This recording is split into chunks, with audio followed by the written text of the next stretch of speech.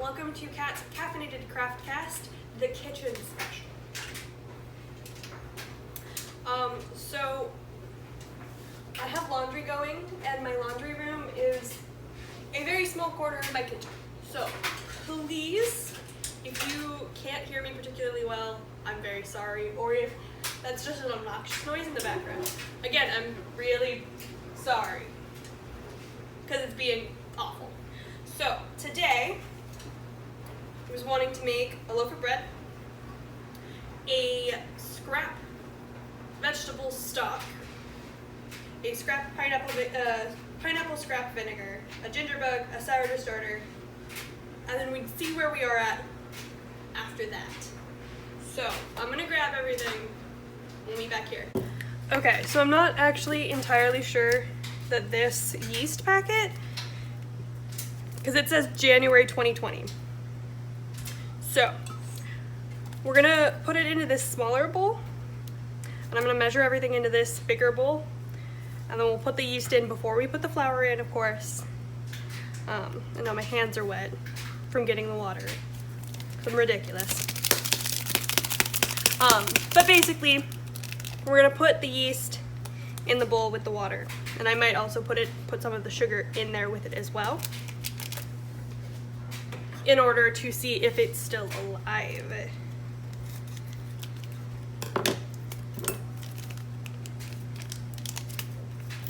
This is part of the reason why I want to make a sourdough, is so I don't have to worry about whether or not the yeast is alive when doing these things.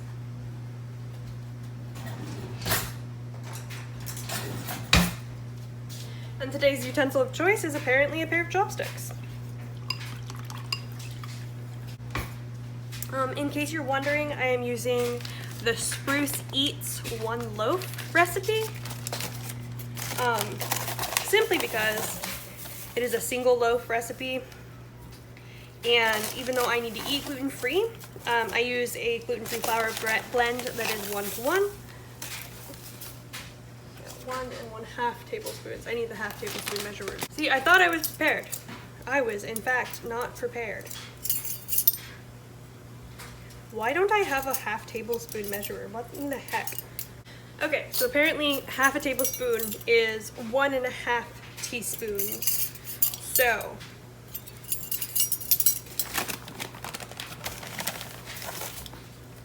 one tisp.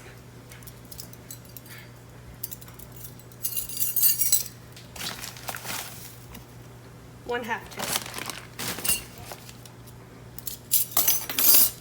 Let me stir it all together.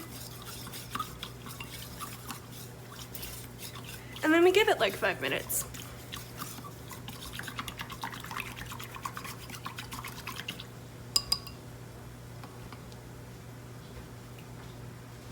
Okay, good. All right, so I had this whole glass container mounded over full of various, mostly vegetable scraps. There were bonito flake scraps from one time I made dashi broth from scratch. So those are in there too. That's probably gonna wind up being the main flavor in this. So basically I just put all of that in there, and then I filled it up with water over the top to where it all floats, and I can like compress it down. So this is all a bunch of vegetable scraps. There's carrots from takeout hummus. There's like Brussels sprout cores, there's cabbage cores, there's onion skins, there's garlic skins, there's potato ends. Potato ends. I think that's actually a turnip there. That's some of the cabbage from when I made kimchi. There's all sorts of stuff in here. Hopefully it'll be a good vegetable broth.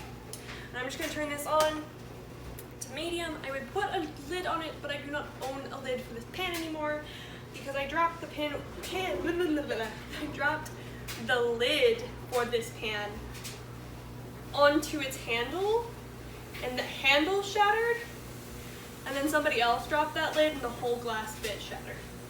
So it won't be covered for now, but it's on medium, and that's just gonna simmer away for the whole rest of this. Okay, so this is what it looks like. As I said, everything is just floating. There's no measurements or anything. This is just whatever the hell you have built up. As I said, I had this mounded over built up. Okay, so we're back over here in Breadland, and as you can tell, the yeast is nice and alive. If the yeast hadn't been alive, we would have just scrapped the bread segment and we would have waited until 2-3 weeks from now when the sourdough is finally ready to become bread. All right, so now that we are sure that the yeast is alive, I'm gonna pour that over into there. Look at that, all nice and bubbly. I'm gonna put that to the side. And I'm gonna look at the recipe and make sure I'm not bungling all of the measurements.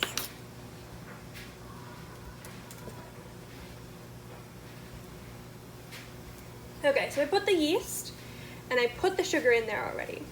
So now it needs the salt and the shortening, and I think the milk also goes in here at this point. Gather all ingredients, put a warm water and a wet. Yes.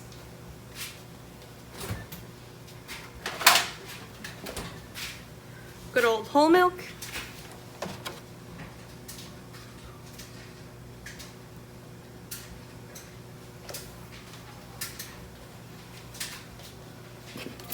And I know that for baking you should use grams and whatnot. I promise you, I will when I actually do like the sourdough bread and everything. It's just, this is the measurement style that this recipe is giving me. So 1/2 cup of milk, so 2 of these. This is the 4th cup measure. Ooh.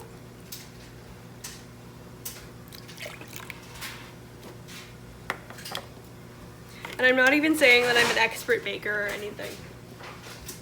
Excuse me, children, but that was a very large crinkle.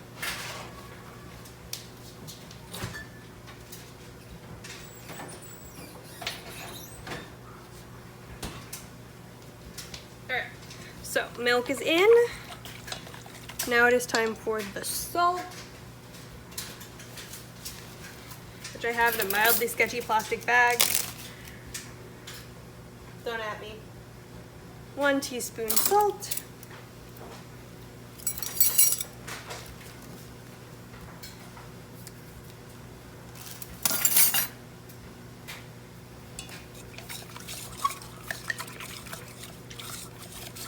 And then 1 tablespoon of shortening.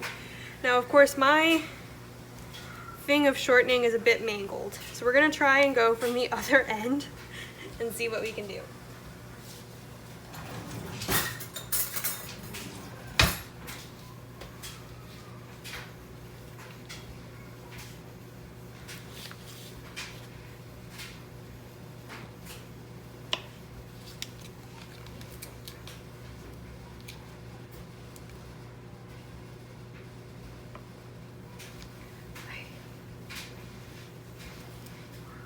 And this is why the shortening is a bit mangled, is because I kind of measure like that the whole time. Okay. That was totally ever so slightly off screen, wasn't it? All right. So, there's that.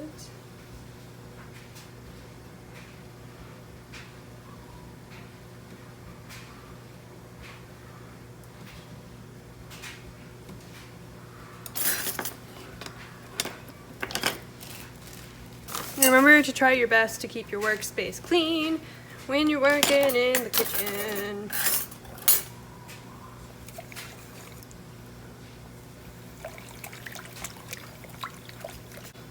So the shortening doesn't really want to combine, but I feel like with the addition of the flour, it'll want to combine a little bit more.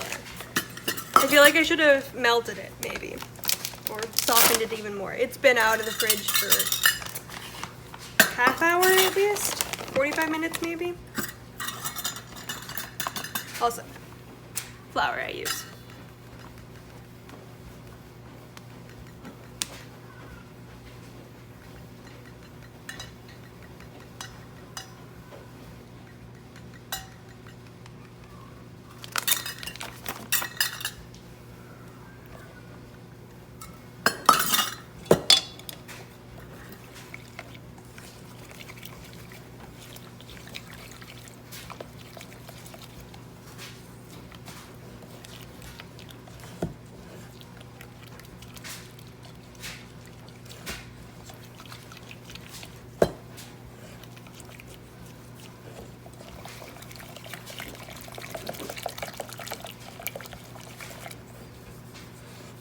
This would also probably be greatly assisted if I had like an immersion blender or a mixer of any kind. And I wasn't just trying to do this with a pair of chopsticks. But you know, it's whatever. You live and you learn.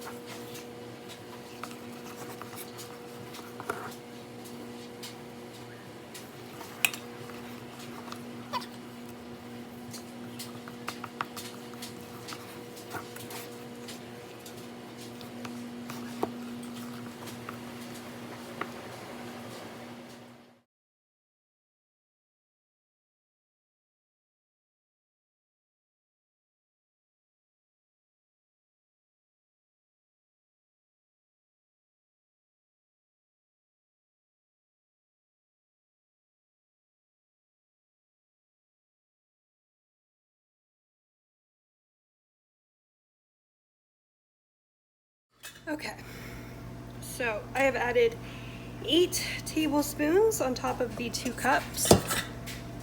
And it's starting to come away from the sides for the most part. So I'm just gonna flour this up. Grab a little bit more. And then put it out onto there. It's still a bit sticky, but that's kind of a gluten-free dough issue, is that it stays kind of sticky a lot longer. I have personally noticed. I've seen some people say that it's like the opposite, that it gets really, really dry really quickly. But I have noticed that I can pretty much just go indefinitely with this. And it'll still be kind of sticky. It'll be a lot stickier than, say, a glutinous loaf that has been worked for the same amount of time. It's probably a tablespoon more there.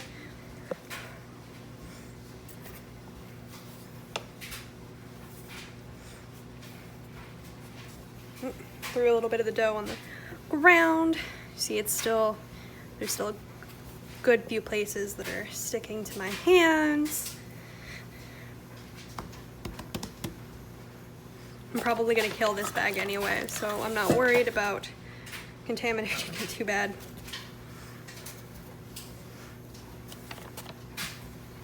Probably going to have to open a new bag when I go to make the sourdough, is what I'm saying here.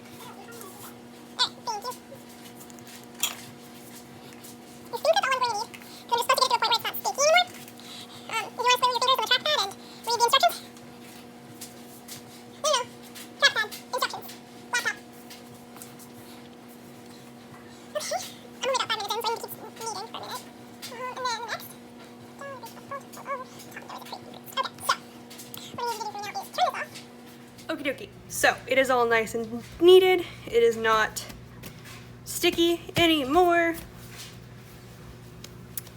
And beautiful production assistant brought me this bowl with some olive oil in it to swirl around.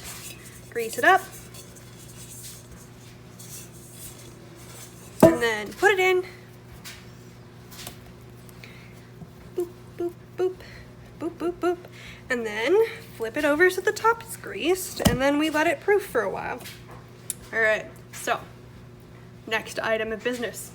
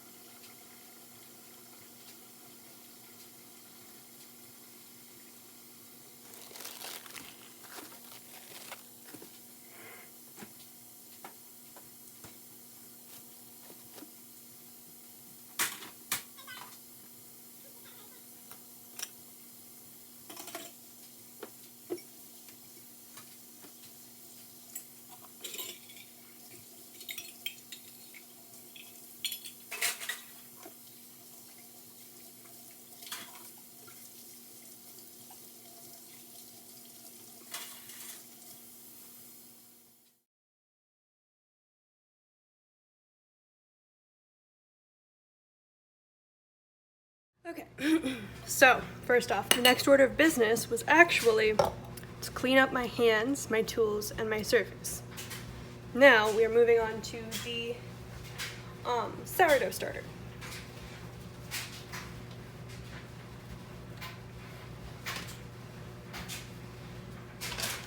It is a bit of flour and a bit of water. Okay, so I have refreshed my memory on this. It's 40 grams of flour and 40 grams of room temperature water.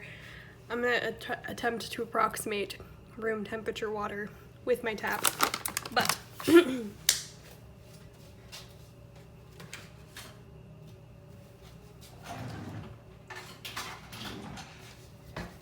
is a tiny spoon to be using, but okay. I don't even know like what 40 grams of bees. I was also going to use the larger jar.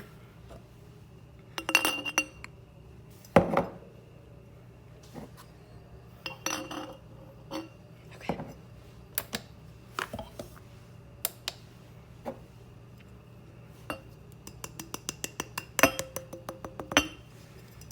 Okay, so we are now transferred back over to the larger jar that I wanted to use for the starter, in case the starter decides that it's going to want to overtake my life. And because I want to make sure that it has breathing room.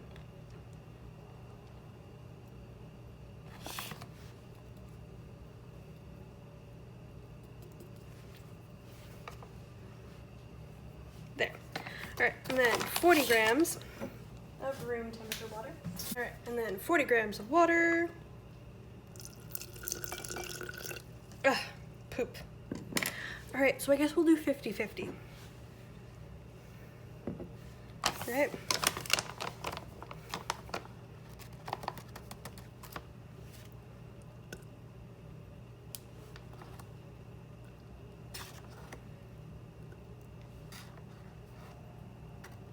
I think that'll be good. Alright. And then we just mix it up. And then we cover it loosely with a cloth, and then we stir it every day, and when we start seeing activity, we start feeding it every day. And these are the instructions from the Zero Waste Chef blog. So I highly recommend her blog because it's very great. Most of what I'm making today comes from her blog, actually. The scrap vinegar, the sourdough, and the stock. Oh, and the ginger bug even. All right, and there's that. Cover it lightly with a cloth, and then I'm gonna go set her in a not so messed with section of the kitchen.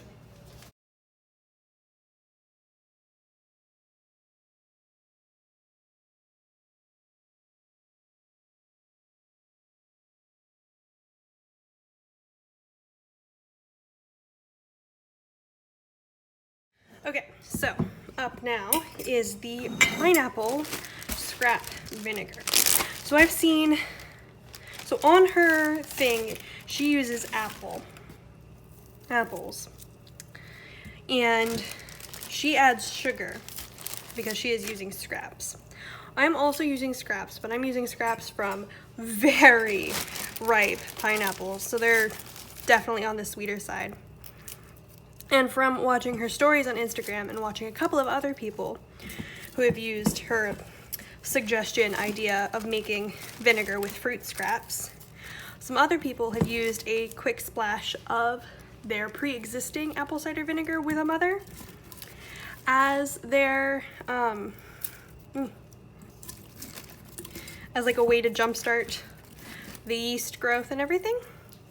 So I don't know which one of those I want to do. And I don't think I'm going to be able to use up all of this pineapple in this batch. I think that was probably about 1 pineapple, maybe 1.5 pineapple. Oh, press that all down in there. You don't want that too tightly packed. So there's that. I'm going to wash the pineapple off my hands.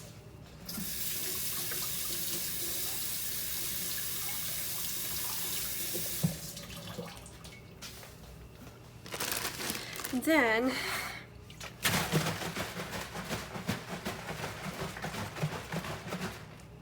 the problem with using my apple cider vinegar,